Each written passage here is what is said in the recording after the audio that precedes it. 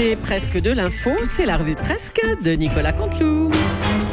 Et aujourd'hui, c'est Jean-Pierre Pernaut qui est avec nous pour les titres. Eh oui, bonjour ma chère Julie, bonjour mon cher Thomas, bonjour à tous autour de ce studio, bonjour à tout le village d'Europe 1. Alors vous l'avez remarqué ce matin, il fait très froid, l'occasion donc de ressortir les vieilles recettes de grand-mère, toujours aussi efficaces comme celle de Paulette Moustachu. Une sympathique nonagénaire de la butte sous Montcalbar, Paulette Moustachu, qui est la spécialiste de la soupe à la graisse de génisse. On se régale d'avance, qu'elle mélange avec de délicieux viscères de mouton frais recouverts de chocolat chaud. Une belle recette de Noël idéale pour un petit déjeuner qui tient au corps par ces temps froids. Allez, on vous écoute pour les titres, Jean-Pierre. Soyez sérieux un peu. C'est parti, 1er décembre, la vague de froid, nous l'avons dit, 7 ans sur la France, c'est la journée mondiale contre le sida également. Deux bonnes raisons de ne pas oublier qu'il faut sortir couvert. Et je vous conseille pour cet hiver les préservatifs en peau de mouton retournés, confectionnés par Raymond Caramagnol, qui tiennent chaud et sont lavables, je le dis, sont lavables, c'est très pratique, sont lavables en rivière à 30 degrés, ce qui est bien pratique. Haute couture, le verdict a été rendu dans l'affaire de la chemise déchirée du PDG d'Air France. Oui. Verdict donc, chère Julie, de la prison avec sursis et 11 détenus ont été condamnés à 500 € d'amende. C'est une coquette somme.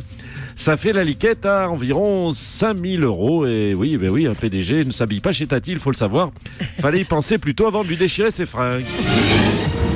Peuple assoiffé de sang, 60% des Français souhaitent que Manuel Valls et François Hollande s'affrontent à la primaire de la gauche et les 40 autres % souhaitent que ce soit à main nue.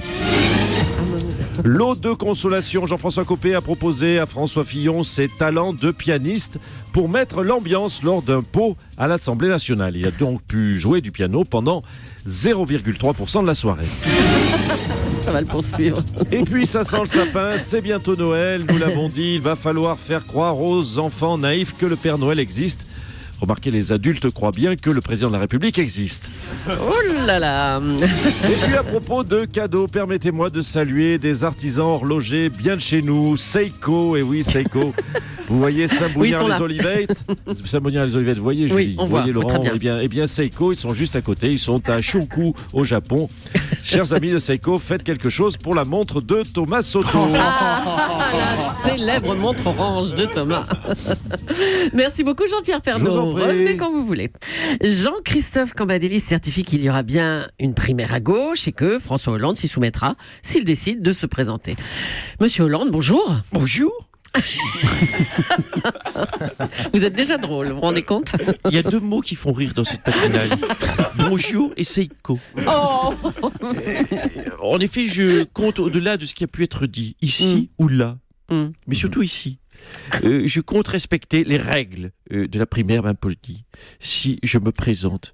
Mais nous avons tant de candidatures hors de cette primaire qu'il faut, à mon avis, repenser l'organisation de celle-ci. C'est pourquoi j'ai demandé à Jean-Christophe Cambadélis, par courrier, de réfléchir à l'organisation de la primaire de Hollande.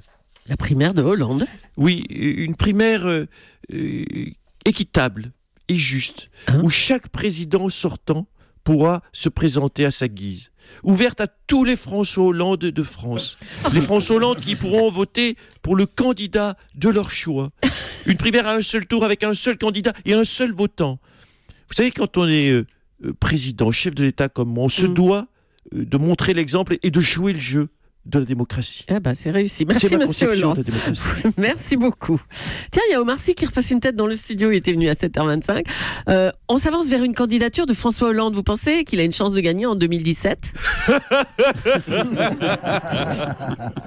C'est pas très sympa de votre part, monsieur Sy. Monsieur Sy, ben non. Merci, monsieur Hollande. Salut Omar. François Fillon est en train de réorganiser tout le parti des Républicains. On va téléphoner à Alain Juppé, tiens, pour savoir ce qu'il en pense. Oh non. Allô, bonjour, maison de retraite à des Pétunias de Bordeaux-Mérignac. Pardonnez-moi, je vous mets en attente. Avec le temps, Oh, la musique d'attente. avec le temps va, tout s'en va. Merci d'avoir patienté en musique. Marie-Françoise, j'écoute. Oui, bonjour. Bonjour, Attendez, madame. non, mais je pensais avoir appelé le numéro d'Alain Juppé, moi. Oui, mais c'est nous qui avons confisqué son téléphone. Il n'arrêtait pas d'appeler tout sans arrêt des députés républicains et qui l'insultaient. Mais là, on va lui faire une piqûre. Il est plus. Non, Christiane, il a eu sa piqûre. Oui. Non, là, il est plus calme. Mais attendez, mais on peut lui parler, quand même. Attendez, je regarde. Christiane, on peut lui parler à Monsieur Juppé. D'accord. Tu me l'amènes. Attention, les roues sont bloquées en bas. Oh non. Voilà. Intéressé. Oui, je vous le passe, mais vous le brisquez pas. Il a eu une épreuve très difficile ces derniers temps. Puis vous savez, il est nouveau ici. Ah ben, passez-moi ça. Oui, allô, madame, c'est qui t'as l'appareil? C'est Julie à Europe 1. Ah, Julie, enfin, bonjour à toute votre sympathique équipe. Bonjour, monsieur Juppé. Alors, qu'est-ce que vous faites dans cette maison de retraite? Ben écoutez, je ne sais pas. À mon avis, c'est un malentendu qui va se dissiper. C'est le bureau politique des Républicains qui m'a collé dans ce trou en me disant qu'il n'avait plus besoin de moi. Oh là là, c'est Non, dur. mais attendez, c'est un malentendu, bien entendu. Je compte bien sortir d'ici 2 jours, reprendre une fonction au sein du parti, en étant utile pour aider nos amis et préparer ma campagne, surtout pour 2022. Ah, pour 2022 déjà? Oui, j'ai la pêche, j'ai la super pêche. Je peux encore m'en enquiller 12 des présidentielles, Oh là vous là. savez. Bien, bon, Monsieur Juppé, c'est fini le téléphone. Il faut manger votre yaourt maintenant. Mais je ne veux pas de ton yaourt. Je veux sortir d'ici je veux servir la France, bordel. Oui, bien sûr. Alors, finissez votre yaourt et ensuite on verra pour la France. Hein, et puis on fera un petit puzzle. Je ne veux pas de votre puzzle. Hein? Madame Julie, faites quelque chose. Hein? Programmez-moi sur une matinale. On ne peut pas s'arrêter comme ça. Demandez à El Kabach de m'interviewer sur n'importe quoi, mais qu'on me fasse sortir de là. Je peux encore aider mon pays, je le dis fermement. Je ne veux pas finir à Bordeaux, s'il vous plaît. Bon, écoutez, Madame Julie, aidez-moi. Oui, on va voir ce qu'on peut faire pour vous, monsieur Juppé. Oh non, on va vous sortir de là, ne vous inquiétez pas. La roue gauche est bloquée, c'est pour ça qu'il avance pas. Débloque-la. Oh non, mais arrêtez, faites taire l'infirmière, là, c'est pas possible. Allez, François Bayrou va-t-il sortir du bois et se lancer dans la présidentielle? La question reste entière. Madame Julie, Oui, Thomas Soto, Thomas Joubert. Non plus. T'aurais pas un Doliprane parce que j'ai mal au crâne, j'arrive pas à choisir si je me présente ou pas. Ah d'accord. Je file à la pharmacie, je reviendrai demain pour votre d'accord. jeu préféré de Noël. C'est toujours aussi bref. Merci François Bayrou. Il fait toujours que passer lui. Omar Sy aussi d'ailleurs. Il est encore là. Il revient nous voir chez Karine Le Marchand. François Bayrou avait déclaré ressembler à Richard Gere. Alors vous qui avez croisé Richard Gere à Los Angeles, Omar, vous trouvez que François Bayrou et Richard Gere se ressemblent?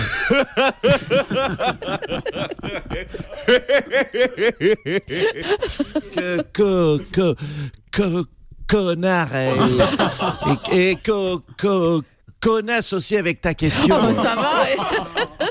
Merci, monsieur Bayrou. Allez, on va retrouver maintenant Ségolène Royal, qui a été désignée pour représenter François Hollande aux obsèques de Fidel Castro. Dis donc, ambiance. Oui. Alors, on a beaucoup critiqué les éloges de la gauche envers le dictateur Fidel Castro. Est-ce que François Hollande l'aimait bien au fond? Oh non, vous savez, c'est toujours méfié de lui, vous savez, hein. Pour François, un homme qui s'appelle Fidèle, On n'y avait pas ça pensé, ne oui. pouvait pas matcher avec François, même s'il y avait des côtés chez lui qui sont assez proches. Ah bon, lesquels? On peut savoir? De ne pas vouloir quitter le pouvoir même en ayant appauvri son pays, ça, vous savez, François, ça lui parle, ça le fait rêver. Alors dites-nous, quelle est l'atmosphère, quelle est l'ambiance à Cuba, si je puis dire? Les Cubains se sont recueillis devant l'urne funéraire de Fidel Castro. Hein. Oui, c'est vrai, ils se sont recueillis devant l'urne. Ça, on les sent perturbés, assez désorientés, tout perdu, les malheureux Cubains. Bah oui, à cause de la perte de leur leader. Non, à cause de l'urne. Hein, ils ne savent pas ce que c'est là-bas. C'est la première fois qu'ils en voient une.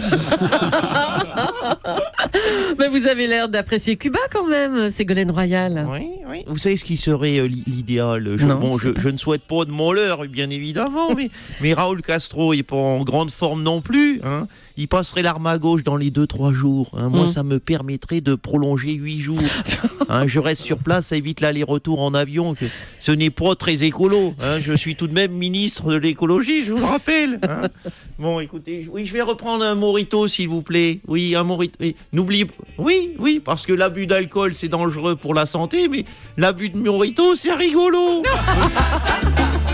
Revenez quand même, hein, Ségolène Royal. Et revenez surtout, Nicolas Canteloup, demain en direct à 8h40 pour la revue de presse sur Europe 1.